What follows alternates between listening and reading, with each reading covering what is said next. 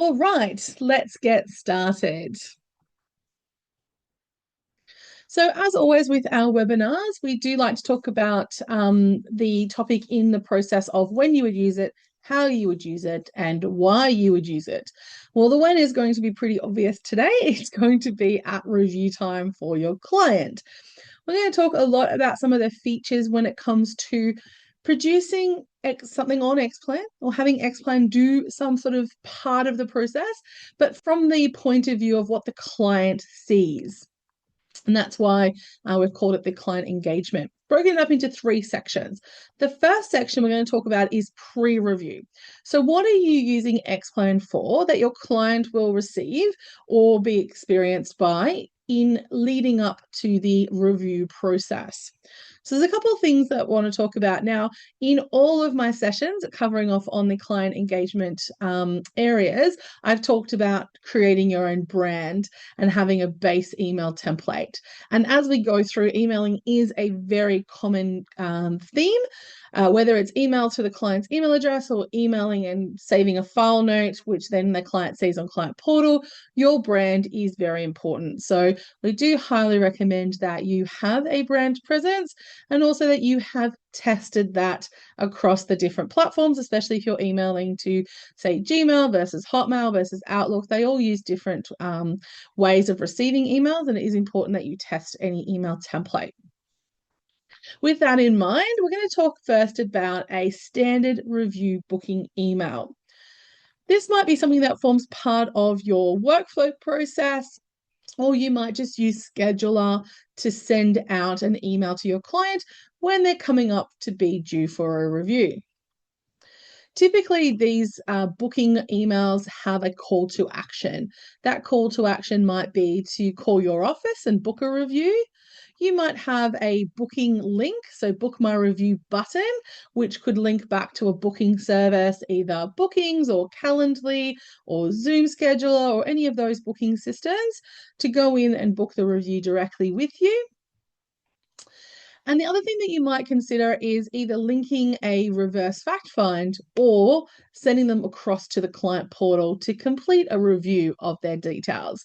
So obviously having the reverse fact find, you want to make sure that you are securely sending that document because you don't want that personal information being accessible if they get hacked.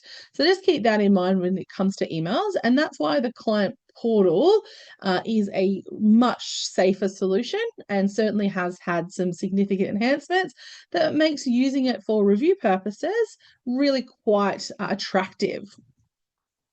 I've popped in here a link if you haven't used Scheduler before to schedule out an email. We've got a link there to community, which is going to teach you about Scheduler and how to set up a schedule. But for this particular instance, if you were just doing that, it would be a search criteria looking for who is due for a review and then sending them an email template, which is this one here. So a two-step schedule that you could run once a week, once a month, once a day if you wanted to, and just pick up like all clients due for a review in the next, in 30 days time. And every day it runs and it looks for the clients in 30 days time and sends them the email. Really quite simple. So if you are going to send them to the client portal, you might want to think about creating a specific review fact find version because you might have some pre-review questions that you want to ask them, which are a little bit different perhaps to the questions that you might ask them when they are first looking to become a client. So if they're, the onboarding fact find is often things like, why are you seeking advice and what are your concerns? With the pre-review questions, it might be things that aren't being captured in the full fact find. Has there been, any significant changes to your family situation? Are there things that I need to be aware of before our review? Things like that. But the things in the actual fact find, the factual information, the client can also go in, check and update. So for example, this particular one, the client has popped in some car insurance as an expense. And so they've realized in all of their expenses, car insurance wasn't listed, and the client went in and entered that insurance policy or that insurance expense. And because they've done that, it's going to come up in your comparison report. So as soon as the client completes their review fact find, a comparison report will show in Xplan as a file note automatically. You don't need to do anything. You don't need to set it up. It just will happen.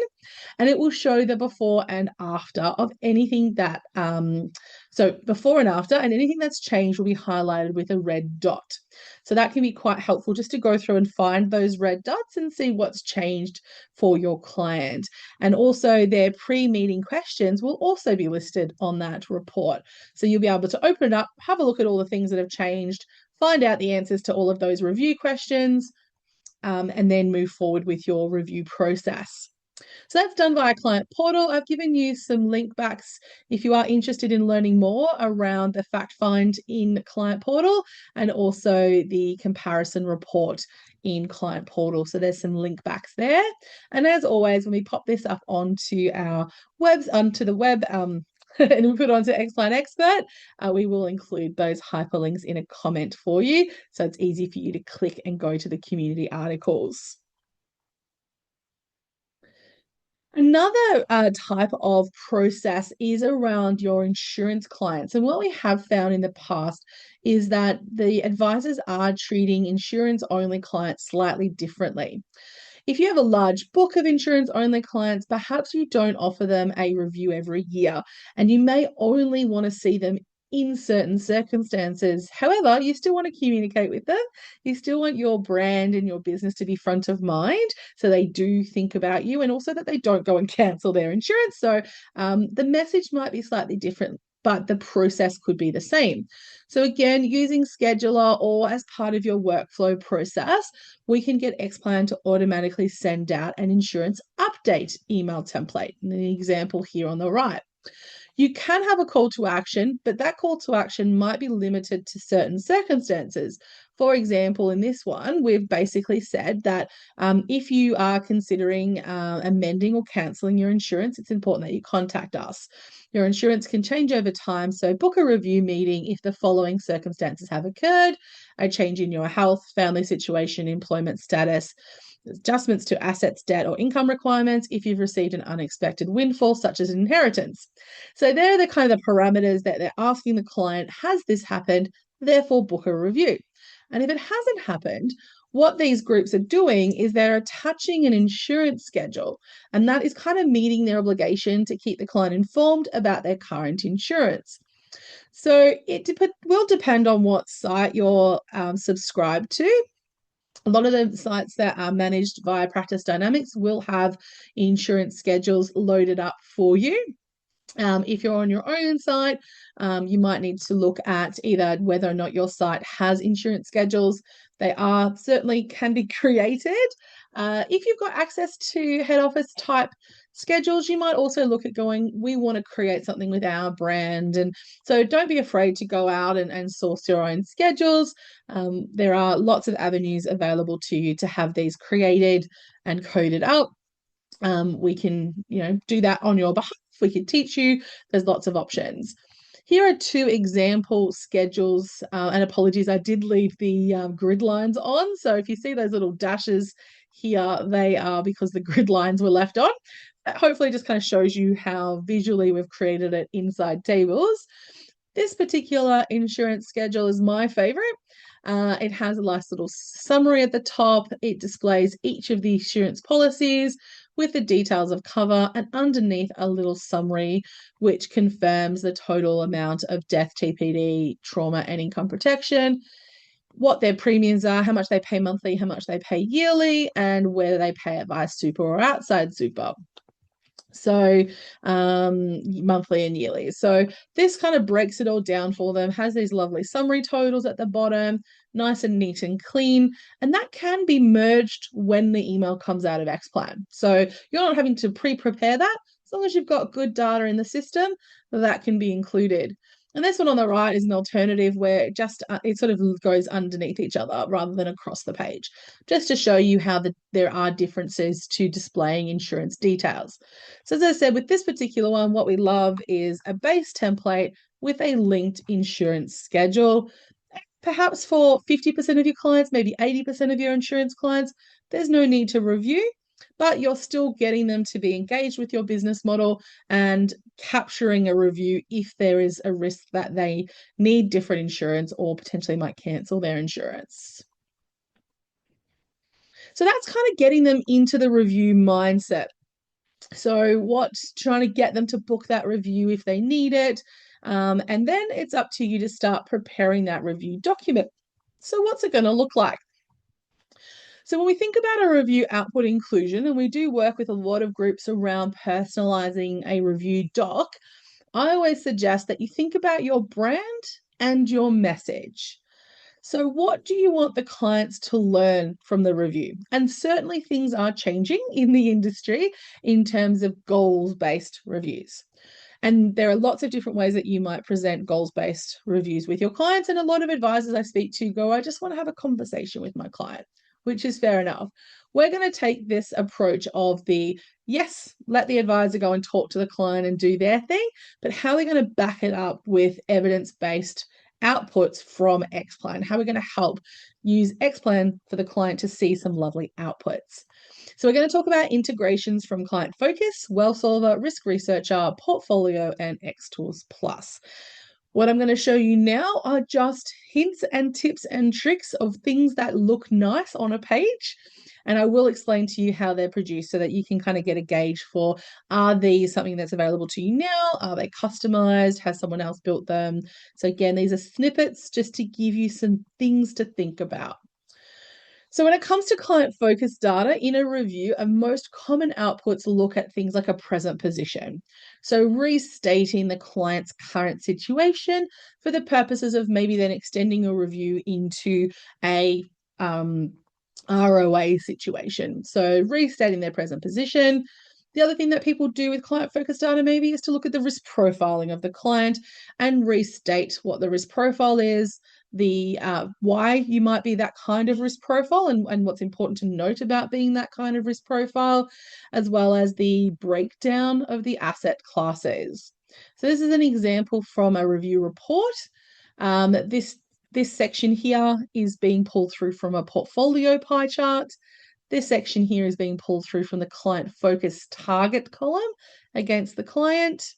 And the rest of it is just text pulling through their actual risk profile and some text on the page.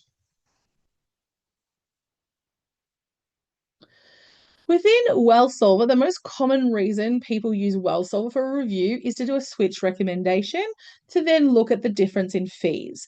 Now, it could be the switch within the same investment product, like this one is, where we're looking to buy and sell inside the fund, looking at the buy-sell fees and the proposed balance, and then popping together a replacement of product. Keep in mind, this is a test client, so these aren't going to match, but maybe there's a change to the ICR. Maybe you're doing some buy-sell fees. Maybe you are showing them the change in ICR. So we're getting a buy-sell transactional type report. We're getting a fee comparison report, even if it's in the same super fund. And then we're going to get an asset allocation output, maybe a table, maybe a pie chart, maybe both. So they're the most common outputs from WellSolver, and we are seeing people use for reviews, which might go into an ROA. These switch within a super fund because of the fees and the ability, the real easiness of the getting the fees into a lovely replacement table side by side. What is my fee difference? With Risk Researcher, one of the best things you can do is the product review feature. So if you are inside any insurance policy, you will have a launch product review button if you have a Risk Researcher license.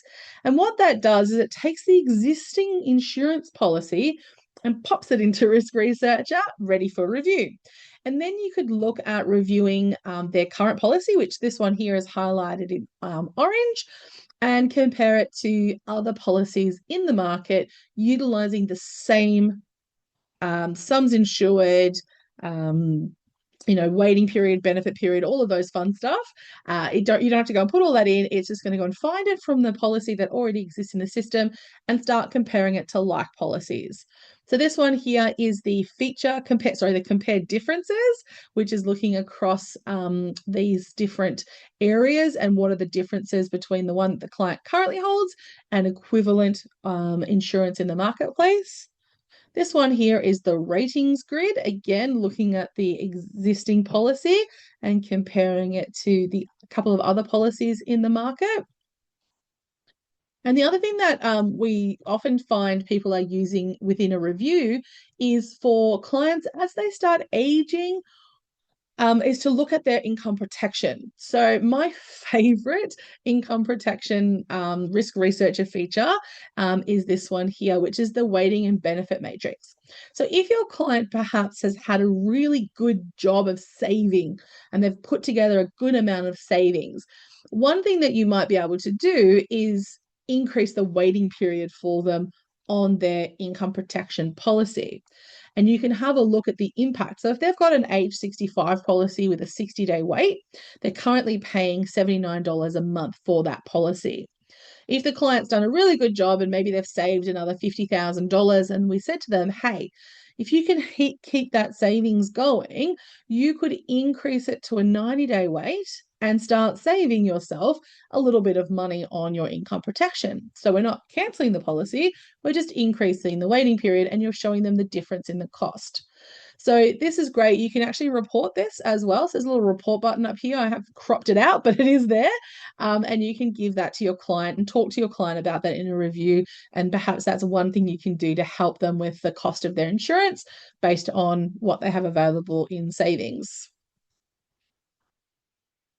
I am skipping portfolio and going straight to Xtools Plus because my portfolio slides are quite extensive. So Xtools Plus typical output, this one's come out of a review report, is to show them the calm graph. So we had a session yesterday with another group that talked about locking in down Xtools Plus scenarios and starting fresh every year. And there's lots of reasons why you might want to compare last year's to this year's, and certainly something to think about. This one is just an updated version of their current projected outlook. So in this instance, we would go in, we would start a fresh Xtools Plus with all of the data as at today. So what is their super balance as at today? What is their income as at today? Expenses as at today? And then we're just going to project that through based on our standard scenario of we're going through and doing all of these things with you. Maybe they're salary sacrificing at the moment. They're planning to retire at age 60, maybe 72 here, might be when they start retiring, going into an allocated pension, changing their income expenditure down because they're not spending as much in retirement, or maybe up if they are spending more, and producing a new Xtools Plus calm output. So this one is a very common output because you've got two charts in one. So you've got your expenditure over here, your net assets over here, and their age at the bottom. Net assets is this lovely blue section in the background showing their $30 million balance, not bad at all, and their expenditure up here of about 400K. So big spenders. A lovely little graph that you can include as part of your review process. And there are certainly others. You might even try and look at, cross-check to last year's report, copy the chart from last year's report, put in this year's, and just show them the difference. Quite common. This one is more about just reset. This is where we are now, your new future projections. Portfolio is a big one, and I didn't want to overwhelm everyone with different portfolio reports and go through all of the portfolio reports. So I've picked from each of the categories my favorites. These ones here are coming into Word, so they have got a design element. This one theoretically could be a very standard IPS report that doesn't need to be custom built. The one here on the right is a custom built one, and you can tell because that is not highlighted in a color. If you were to get the standard one, the whole table would be highlighted. Whether you like it or not doesn't really matter, just that's the difference. So when you output portfolio into a Word document, it can have a style attached to it. So we've got this lovely gray style that's been attached to this output.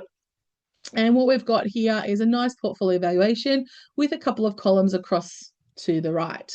Units, average unit cost, net cost, unit price, market value, overall weight. You might even drop out these two units, unit price, value, overall weight. You might go units, value. You might have value over a weight. Doesn't really matter. There's lots of choices with portfolio reports or portfolio valuation reports. This is the one. It fits nicely on a landscape page. If you're going to go portrait, you probably want to keep it to about 3 or 4 columns. As we can see here in a portrait output, this is a current asset allocation. The bar charts are very common in portfolio. The pie charts only available, well, sorry, you can only do pie charts in WealthSolver. WealthSolver doesn't do bar charts. Portfolio does have both, and I've got both showing in this presentation. So just keep that in mind when you look at the WealthSolver. Always going to be a pie chart output. As we go through into portfolio, they have both bar chart and pie chart. Sometimes it's good to also show them visually as well as numerically. So the table helps kind of cement what they're looking at above with the numbers and the different asset classes. This target current variance, great to sort of show if there is a significant variance. You could also talk about that in your review process. Here are 2 others. These are straight from portfolio. So where I've gone into portfolio reports and just run the PDF versions out. So you can see the pie charts are available in portfolio as well as WealthSolver. Your site settings will dictate how it comes out in terms of the chart or key around the outside. This one fits nicely on the page, which is quite good. And this one doesn't get used a lot, but I actually really like it. And it works with groups that have a range, target range inside their risk profiles. So for this one, international property is anywhere between 0 and 35%. The target should be 25%. So you can see that here, the client actually has 0 international property. Now, that might have been by choice, so a talking point. This one here's looking quite good, international equity, and you're between 0 and 30%. We want to target around 20. The client has just under 25%. So I really like this graph for kind of seeing how far away from their targets they actually are, but also are they within the appropriate range for the client. And certainly direct property has no range, yet the client's sitting out here at 26%. Something, again, that helps talk to your client, visual in nature, makes it really easy for the client to see what's going on there. Performance, there are a number of performance reports. And I wasn't going to show Xplan, but I am going to show you something because it's just triggered my memory.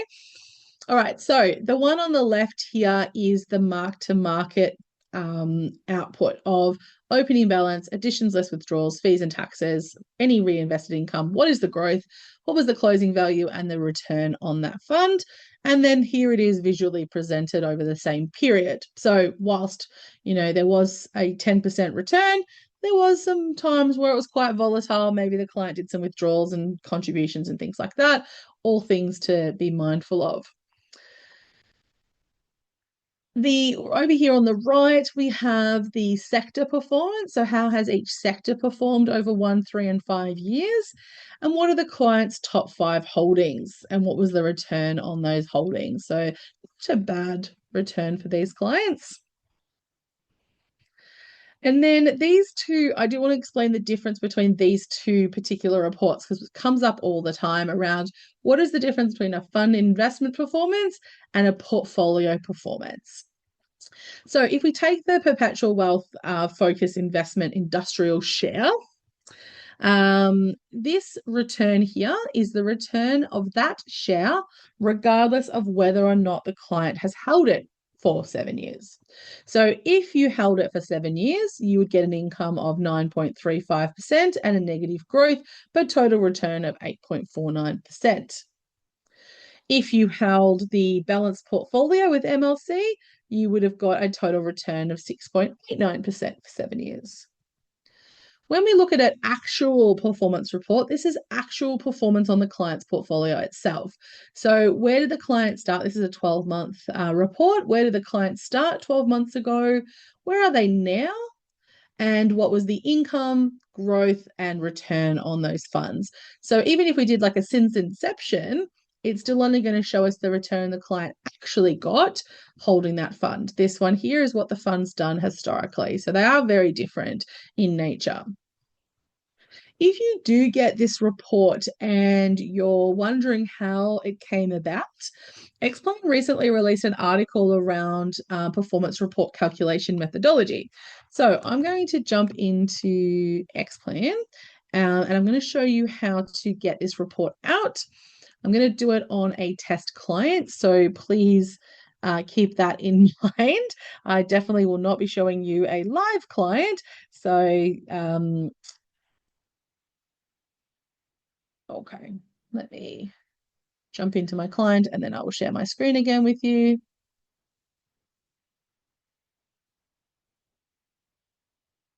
Okay. Over here on Xplan, we're going to jump into the portfolio and the analytics screen. So I'm not sure if you guys have seen this much or had much time in the analytics screen. We certainly do have groups that love the analytics screen. It is based on the new portfolio beta areas, which, to be fair, a lot of you may perhaps haven't been bothered to learn the beta screens because you've still had access to the old ones and you're probably more familiar with them. But this is a great little analytics screen to sort of show you the client's portfolio. We can go into the detailed tab here and start seeing some details on the client's account and start to see some of these figures come to life. But what they've allowed for to help you with reviewing your performance is to export calculation details. So now you can actually get that into Excel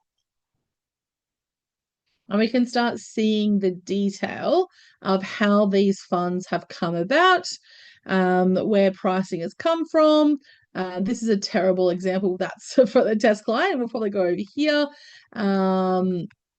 And I will let you have a bit of a play. This is not a great example. I've seen them work really nicely with some live clients where you've got the income, the fees, the taxes, the imputation credits, GST and that kind of thing. So for your clients, probably has a little bit more data that's going to allow you to see that in a little bit more detail to try and get to the stage of looking at why have we got the performance figure that we have. So this has been really helpful as an output document when you look at a portfolio and you're like, oh, that figure looks a little strange to me.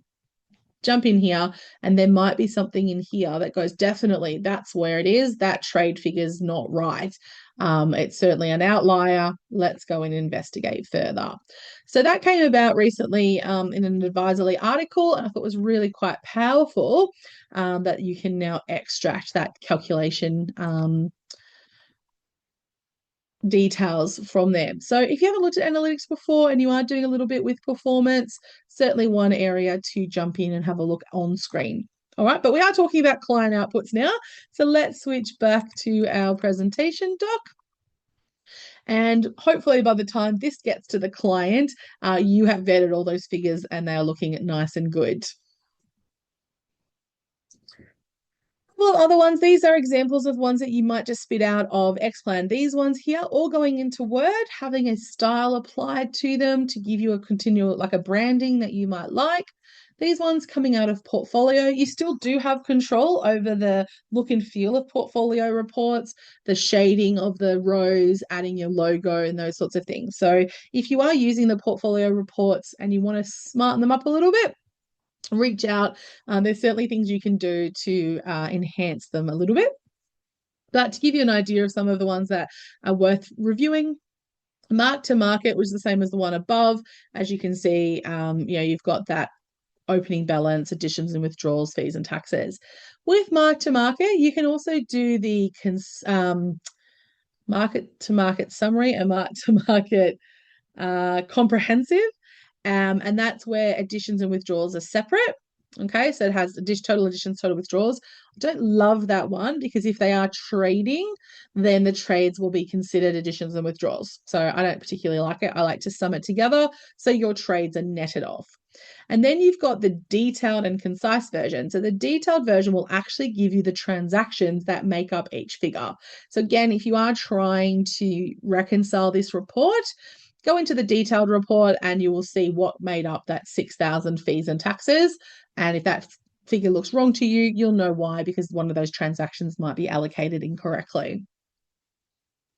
You can also set up some benchmarks in the system and start benchmarking your client's portfolio, or you could do a simple CPI benchmark. So Xplan's automatically going to go, here's our little inflation, here's the client's portfolio. Well and truly, in this instance, and by fluke, outperformed the inflation rate. So really good for maybe your pension clients who are sensitive to inflation, who are perhaps invested a little bit more conservatively, or even some of your clients who just are very risk adverse. This is a great one just to confirm that they are, their portfolio is performing in addition to CPI and they're not losing money. So very popular report there, portfolio performance versus CPI. And again, you can see you get some lovely graphs out of the system. When it comes to recommendations, so similar to WealthSolver, you can also do recommendations in portfolio. Common outputs, again, these are being fed into Word. This is a standard portfolio report. This is a custom one, but again, you can do them as standard, all three. Buys and sells, so current, adjustment, and proposed, asset allocation, table, and chart. So very simple. The other one I didn't put on here was remiss of me, but a CGT one. So remember, in WealthSolver, you can do fees really well. In portfolio, it's really good for capital gains tax reviews. So there's also some capital gains tax reports that you might like to consider including as well. So now you've organized for the client to have a review with you. You've started to prepare documentation through the system and you've come up with the pack of data that you're going to present to the client. You're going to talk to the client about all of their goals and objectives and make sure they're on track in that space. So what's going to happen next? What's the post-review work that you might be doing that in Xplan that's going to then flow through to the client experience? So we talked about this in the last session, but it makes sense to talk about it today as well because it does form part of a review. But the client portal digital signature feature. So things like an authority to proceed with your review recommendations. Maybe you could also use that ad hoc for corporate actions that the client might need to be consider. So digital signature is a great option for internal documents where the client is proceed or not proceed. So remember, we can't have partial proceeding, change to the policy. It is proceed or not proceed. But really, really good, low cost. I think it's like 50 cents or $1, don't quote me on that, per signature, but it's capped at $25 a month per user. So depending on how many clients you see, you might be just hit for $25 a month and as many signatures as you need to get during that month. So again, I've popped in some community articles if you want to learn more about those, the digital signature feature. For those of you that have subscribed to DocuSign, DocuSign is integrated with Xplan. The integration is really just to save the document in one place and not in two. You still need to use both DocuSign and Xplan to get the client to mark up where the client needs to sign. The client still signs via DocuSign, but the document can live in Xplan and be pushed to DocuSign. The document can also be marked as signed in Xplan. So it's saving a little bit of time, but you still need to utilize both systems. And again, I've given you some articles there around the DocuSign integration. Where that is slightly better than the digital signature is that the client is a wet signature, can include a date, can include alterations, and is more likely to be accepted by a third party if that is something that you need to do and pass on that signature to a third party. Does require a subscription to DocuSign though, so only possible if you have a DocuSign subscription. We talked about implementation checklists, and that was really positive inside the SOA implementation in the last session that we ran. You might think about a smaller implementation checklist for your reviews, ROAs, that kind of thing. So having a checklist and Xplan, pinning it to the file notes area so your team can track the progress. Again, we don't see it as often for a review, but certainly if you do have a few steps the client needs to undertake, worthwhile doing. But an area that is really popular with groups is a post-review email.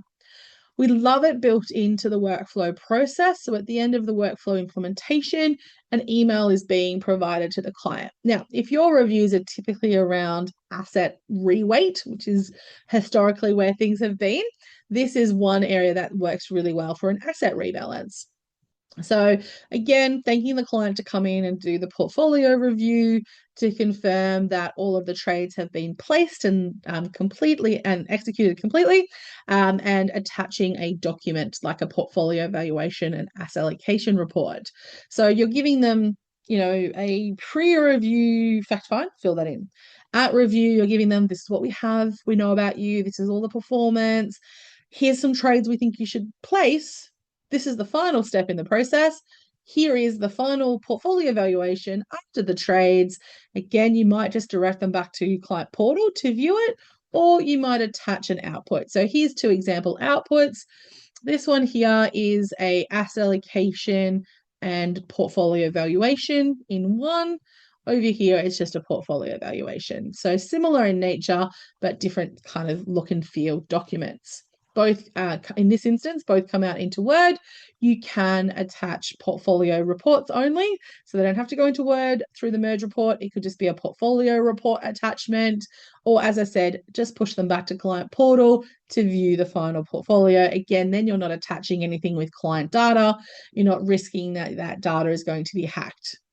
These do look lovely though, and branded up quite nice, can match your business branding. Client Portal is just a little bit more secure. We also talked about closing the loop last session. So I do want to make sure that everyone is still thinking file to Xplan. So as you communicate with your client, if they do come back to you on any emails, make sure you file them into Xplan using file to Xplan, because it is so fast, super easy to use. And we have a community article for version 3. We have had a significant number of people move over to RSID lately. So keep in mind that if you're on RSID, version 3 requires SSO. If you're in the new Outlook environment, you will be required to use version 2 Outlook plugin. And if you are old school and really love version 1, you can still use version 1 with RSID, but you do need to set up a temporary API password, and you will need to maintain that password because it will expire. So all 3 versions are still available. Version 3 is my favorite. Only works with the old Xplan though. Sorry, old Outlook though. But super easy to log in using SSO and get your emails filed across. All right, I have a very important slide for all of you now. Absolutely nothing to do with the topic of today, but I do ask that all of you open up your diaries, because we have had to make a change, first time ever, to the training. Unfortunately, the date of the next training session is a conflict, and I want to make sure that we can still deliver great training to you. So we have moved the training date, giving you a month's notice. It will be the 11th of September, same time, 2 o'clock. So if you've blocked out your diary for the Tuesday, the 9th, please move it to Thursday, the 11th. As always, we will be recording them and providing you with a copy of the recording if you've already got something on that day. So apologies for those of you that do.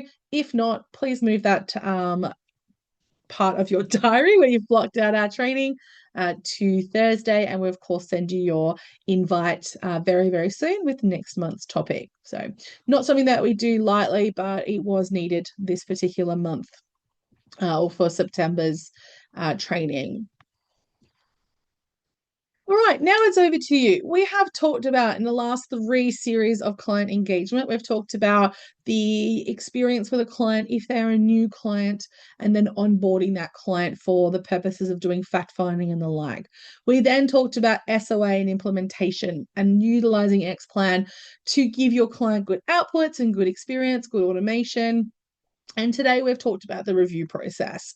So, how to engage with your clients, how to automate through Xplan, the different types of outputs that you can present to the client through the different modules. So, we have plenty of time now to ask questions.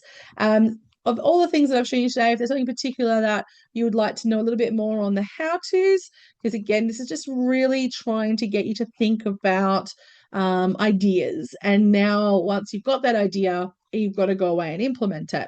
So if you have a question around implementing that idea, want to get some more guidance or reference points, let me know in the Q&A box.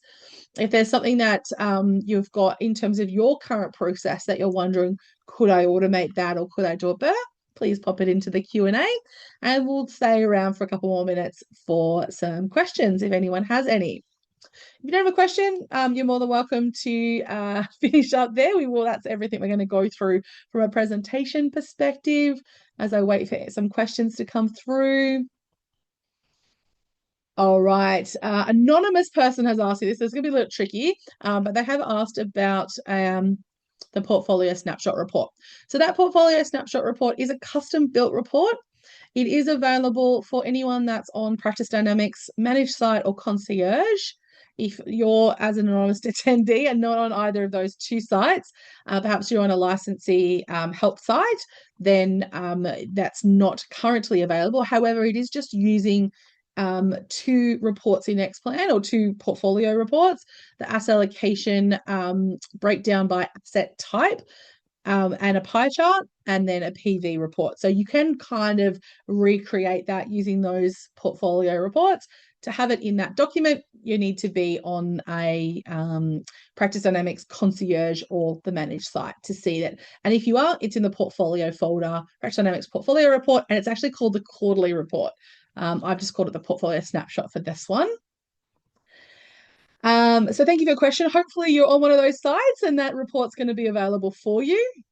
Another question, Calendly link into email template. Super easy. So we'll go up to that screen where we have our email template, and I have that book my review. What I've done there in that book my review is I've highlighted the words and I've clicked the link. So let me take you to that report and I will show you how I've done it.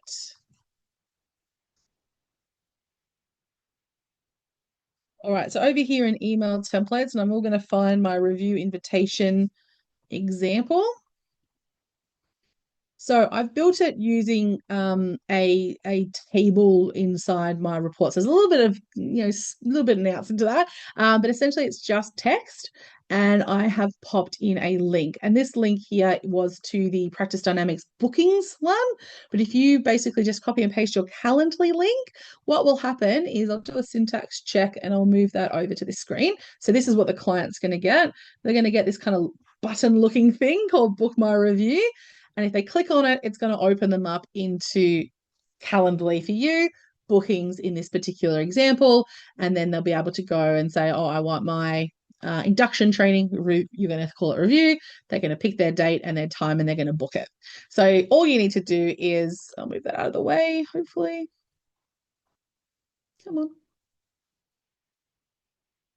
All you're going to do here is, if you've got any text, is this link icon here and pop in your URL. So hopefully that helps you there.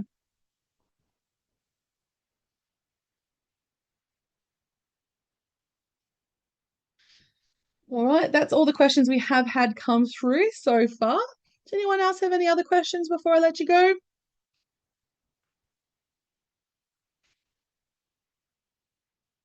No, all right. Well, hopefully we've answered all your questions, giving you lots of inspiration to go back and now implement in your business.